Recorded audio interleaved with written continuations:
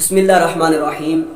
कुछ दोस्त अहबाब इस वजह से परेशान होते हैं कि हम डॉक्टरों के पास भी जाते हैं, काफ़ी सारी दवाइयाँ इस्तेमाल करते हैं और हत्ता कि कुछ डॉक्टर हजरात भी उन्हें यह कह देते हैं कि आपकी ये मर्ज़ ठीक होने वाली नहीं है।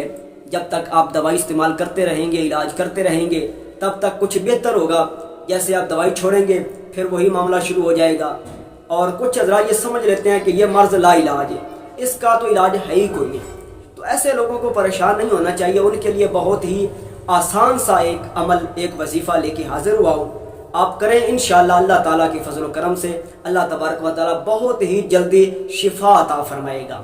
वजीफ़ा क्या है, आइए वजीफ़े की तरफ चलते हैं। सबसे पहले आपने 41 मरतबा दरूद पढ़ना है।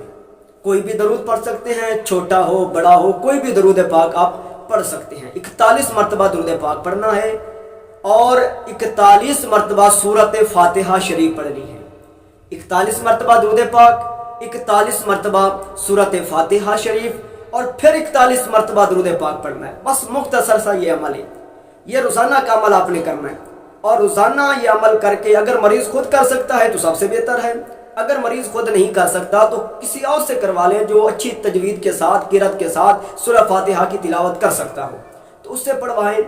रोज़ाना आपने ये अमल करना है और 41 मरतबा अव्वल आखिर दरूद पाक, 41 मरतबा सूरह फातिहा शरीफ पढ़ के दम करना है। मरीज़ पर भी दम करना है और एक गिलास पानी पर भी दम करना है। अब पानी पे जब दम करना है तो उस पानी को आपने एक तरीके से पीना है। तरीका क्या है, एक निहारे मुँह पीना है, थोड़ा सा निहारे मुँह पी लेना है। फिर दूसरी मर्तबा आपने 11 बजे पीना है। थोड़ा सा लेट आगे पीछे भी टाइम हो सकता है, लेकिन कोशिश कीजिएगा कि टाइम पे पिया जाए। 11 बजे पीना है। उसके बाद आपने असर के बाद पानी पीना है। फिर वही पानी जो है वो आपने इशा के वक्त पीना है। 4 वक्तों में आपने वो गिलास पानी का आपने पीना है। एक दिन का ये अमल हो गया, दूसरे दिन फिर यही अमल करना है। इंशाअल्लाह अल्लाह ताला के फजल करम से चंद ही दिनों के बाद आपको अपनी उस मर्ज से शिफा आती हुई आपको नजर आ जाएगी। आप महसूस करेंगे कि ऐसे लगता है कि जैसे बीमारी दूर हो रही है और तंदुरुस्ती तशरीफ ला रही है।